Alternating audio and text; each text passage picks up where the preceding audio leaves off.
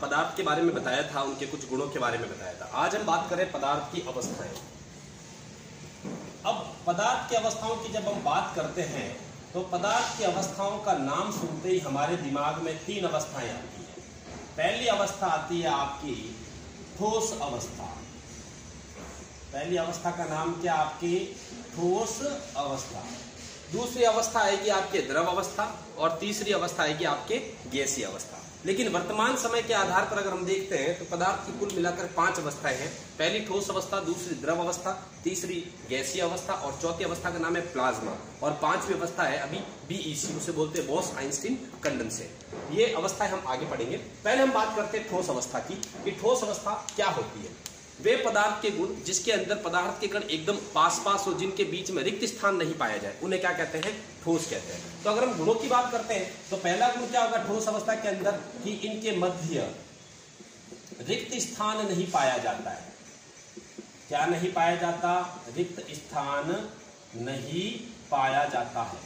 यानी ठोस के कणों के मध्य क्या होती है? खाली जगह नहीं होती है। ठोस की अगर हम बात करें तो ये जैसे कोई ठोस है तो इसके कण एकदम पास पास चिपके हुए रहेंगे, इनके बीच में बिल्कुल भी खाली जगह नहीं होगी। ये ठोसों का गुण है। किनका गुण है? ये आपके ठोसों का गुण है। अब सीधी सी बात है, जब इनके कण पास पास में चिपके हुए रहेंगे तो वो एक दूसरे को मजबूती से बांध कर रखेंगे। तो इसका मतलब दूसरा गुण इनका क्या होगा कि इनके मध्य मजबूत अंतर आणविक आकर्षण बल पाया जाता है। कौन सा बल पाया जाएगा? अंतर आणविक आकर्षण बल पाया जाता है। पहला तो ठोस के कणों के मध्य रिक्त स्थान नहीं होता, दूसरा इनके कणों के मध्य मजबूत अंतर आणविक आकर्षण बल पाया जाता है। तीसरा गुण हम बात करते हैं तो इनके मध्य जो श्यानता का गुण है वो होता है नगण्य। श्यानता का गुण नगण्य का मतलब हुआ कि अगर आप ठोस को गिराएंगे तो वो फैलेगा नहीं, जैसे पानी फैलता है तो उस प्रकार से ठोस कभी फैलता नहीं है। तो इसका मतलब उसमें श्यानता का गुण क्या पाया जाता है? नगण्य पाया जाता है। चौथी हम बात करते हैं संपीडयता की। तो ठोसों में संपीडयता भी क्या होती है? नगण्य होती है या बहुत कम पाई जाती है। इसका अर्थ हुआ संपीडयता का मतलब कि अगर ठोस के ऊपर आप दबाव लगाएंगे तो ठोस के आकार में कोई परिवर्तन नहीं आएगा। लेकिन कुछ ठोस ऐसे होते हैं जिनके ऊपर हल्का सा दबाव लगाने पर थोड़ा बहुत परिवर्तन आता है। तो इसका मतलब संपीडयता का गुण नगण्य होता है, लेकिन किसी किसी में थोड़ा सा संपीडयता का गुण पाया जाता है। पांचवी हम बात करते हैं ठोस अवस्था के अंतर्गत, तो इनके हम उदाहरण ले लेते हैं। तो उदाहरण में जैसे मेरे हाथ में अगर मार्कर, तो मार्कर भी ठोस में आएगा। आप ले सकते हैं पत्थर, लकड़ी, धातु, ये सारे आपके क्या होंगे? ठोस के उदाहरण के अंतर्गत आ जाएंगे। अब दूसरी अवस्था हम लेते हैं, वो आती है आपकी द्रव अवस्था।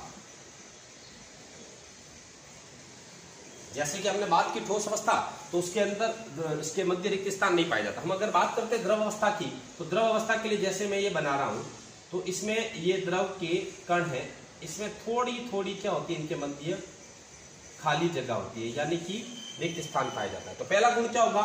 इनके कणों के मध्य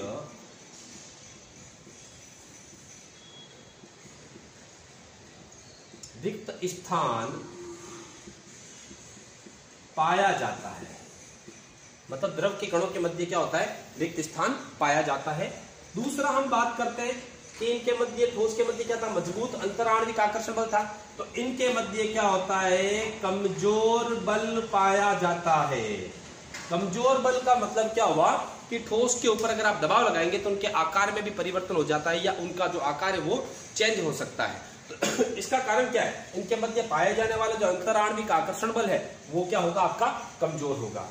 तीसरा श्यानता की बात करते हैं हम, तो द्रव में श्यानता पाई जाती है। जैसे आप लोगों ने देखा होगा कि अगर हम पानी गिराते हैं या कोई भी ऐसा पदार्थ जो पानी की तरह होता है, उसे अगर आप गिराएंगे तो वो फैलने लगेगा।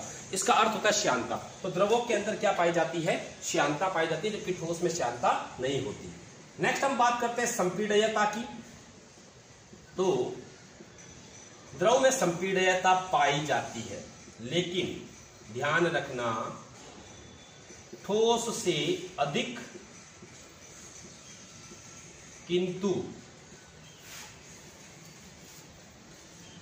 गैस से कम। द्रवों के अंदर संपीड्यता का गुण ठोसों से अधिक पाया जाता है, किंतु गैसों से क्या पाया जाता है, कम पाया जाता है। फिर हम बात करते हैं इनके उदाहरण की। तो सबसे बड़ा उदाहरण अगर आप द्रव अवस्था में लेना चाहेंगे तो वो होगा जल, कोल्ड ड्रिंक्स जो हम पीते हैं, इसके अलावा तेल और भी बहुत सारी चीजें जो पानी के समान दिखाई देती है, वो सारे किसके उदाहरण में आ जाएंगे, आपके द्रव के उदाहरण के अंतर्गत आएंगे। अब पहली अवस्था हो गई ठोस अवस्था, दूसरी आ गई द्रव अवस्था, तीसरी अवस्था हम ले लेते हैं गैसीय अवस्था।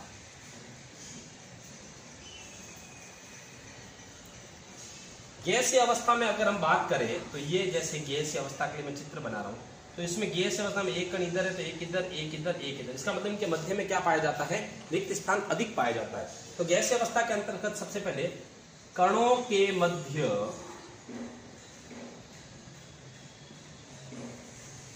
रिक्त स्थान अधिक पाया जाता है। मतलब गैसों के जो कण होते हैं उनके बीच में खाली जगह बहुत ज्यादा होती है, इसीलिए गैस के कण क्या होता है, फैले हुए होते हैं।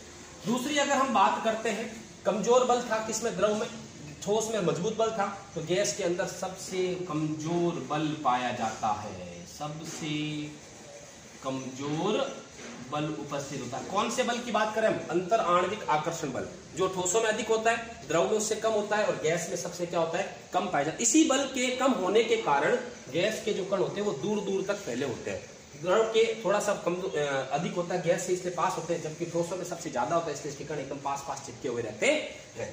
तीसरी हम बात करते हैं संपीड्यता की या श्यानता की ले लेते हैं। तो गैस में श्यानता सर्वाधिक पाई जाती है।